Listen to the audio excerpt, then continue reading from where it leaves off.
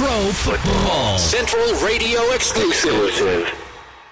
And we are back with our first guest of the day. We have New York Jets wide receiver David Nelson. David, how you doing today? Thanks for taking the time to join us. Hey, I'm doing great. Thanks for having me.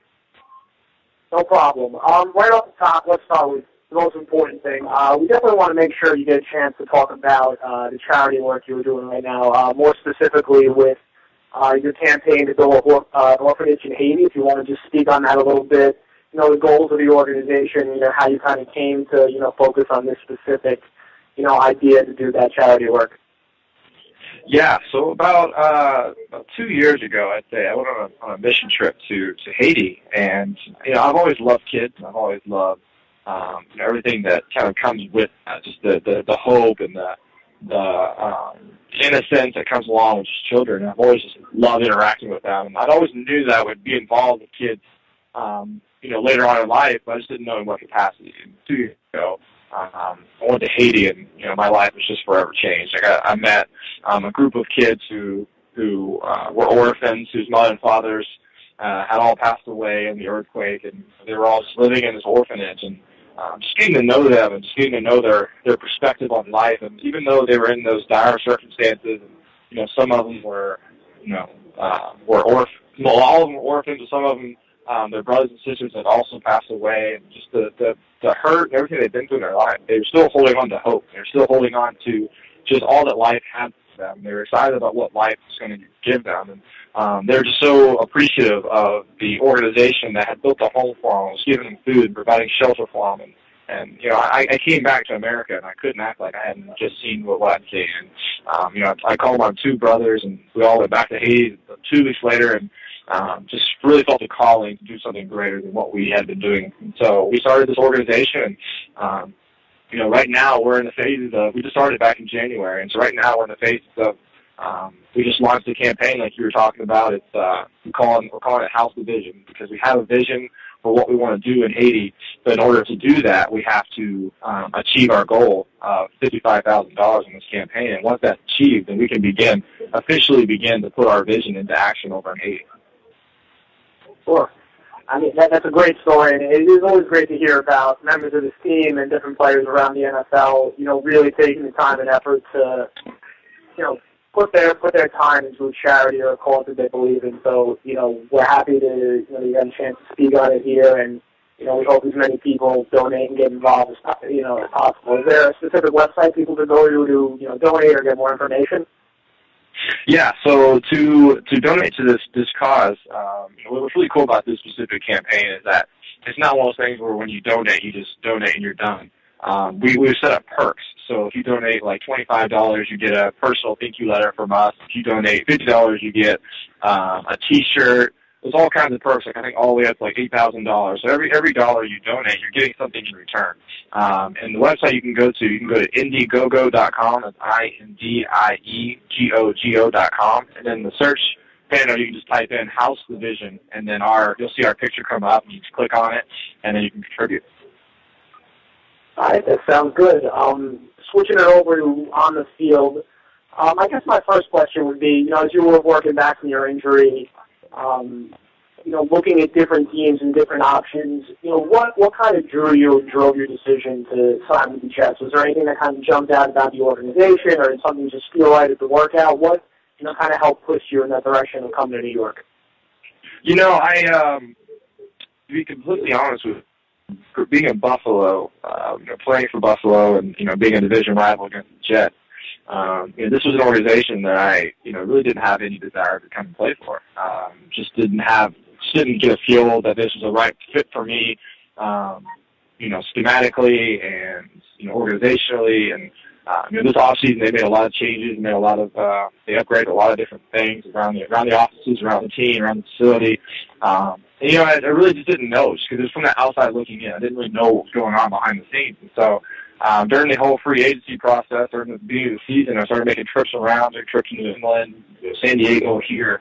And just got some really take time and spend time with Rex and John Esdick and all the front office and Sanjay Law, the receiver coach, and Marty Morley. I got to know them and kind of their philosophy and kind of their heart, and really just fell in love with it, and fell in love with the organization, and fell in love with the team. And and really the direction they were headed. And I really felt like it was a great fit for me. And, I'm really blessed to be here, and I'm excited for what we're building and what we can continue to accomplish the rest of the season. Obviously, the past couple of weeks have been, a little difficult for the offense and the team on a whole. What can you say about, Geno Smith, as a rookie quarterback? I mean, obviously, some degree of patience is required, and I know, fans get frustrated pretty easily. But what positives have you seen from him, in his first year in the NFL? And, how do you feel about him going forward these final 5 games?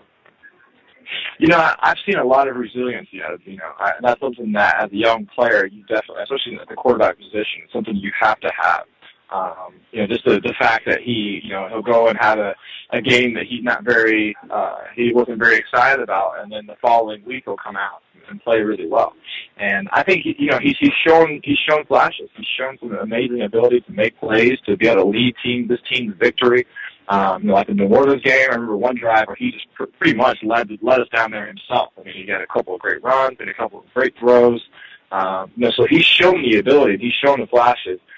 For him now, it's taking that next step. I think a lot of times what's happening is, we get down a little early in the game, and whether it be like 17-0 like it was 2 weeks ago, or this past week where we're down, 9-3 or whatever it may be. And I just think that, as a young player, you try to make so much happen so fast, and you try to kind of get all the points back in one play. And I think you try to see him. I think you see him, not just him, but a lot of young guys we have on our team. They start forcing it. They start pressing, trying to make up all of what we were down in one play, as opposed to sticking to the game plan, managing the game, getting 8, 9 yards, 5 yards, and continuing to make methodical drives.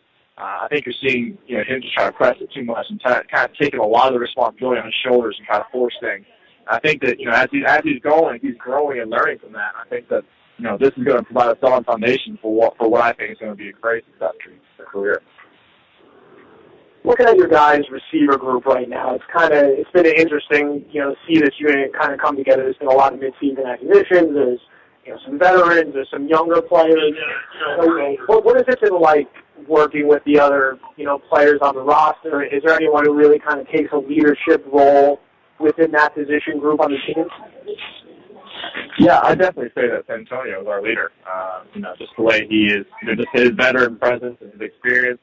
The guy is a Super Bowl MVP. He's won it. He's been a distance. He's been very successful in this league, and just his presence and his overall wisdom has just provided extremely. It's been very valuable for us, especially when you got guys like myself and Greg and Josh who kind of come in mid-season and kind of learn on the fly. He's providing valuable experience and wisdom for us to kind of say, hey, don't worry about the playbook, don't worry about all this. Kind of just play football and relax, just go out there and do what you do. And so for a lot of guys, they kind of start getting a little nervous about things, and he kind of settles us down. And especially right at this point in the season, we're 5-6. We're still in the hunt, but at the same time, we're kind of not in the situation we wanted to be in. He kind of settles us down and really gets us focused on what we need to focus on. Offensively, like as a unit right now, after coming off a couple tough weeks like this, can you speak to what Morning Way is trying to, drive home and the overall attitude of this entire offense right now going forward? Is there still a high degree of confidence, in you guys producing points on a regular basis for these last 5 weeks? And, as Marty kind of came down hard on you guys the past couple weeks after the struggles, or, are you maintaining, more of a positive message and you guys are, feeling good about what you guys have going for yourself these past, this last month of the season, basically? Yeah, well, I think at this point in the season, you have to be encouraged, and you have to show confidence, and you definitely don't want to come down too hard on guys at this point in the season because really we have 5 weeks left, and you got to kind of just keep guys encouraged. But it's been extremely positive actually because, and I say that because I think at least 12 or 13 plays. He pulled out, and it could have been many more, but he pulled out 12, 13 plays, so we were literally 1 yard or one person away from it being a successful play. And so for us, it's just we're that close. For us, the next step for us is consistent execution, where we have all 11 guys on the same page. We can't have 10 guys doing their job and then one guy not. And so it provides it really provides a sense of hope to the guys and say, hey, you know what, we're literally that close. It's really close to being a dynamic offense. We can just get all guys on the same page each and every single play, then we can take that next step as an offense. All right, Diego. Well, we really appreciate you taking the time to speak with us today.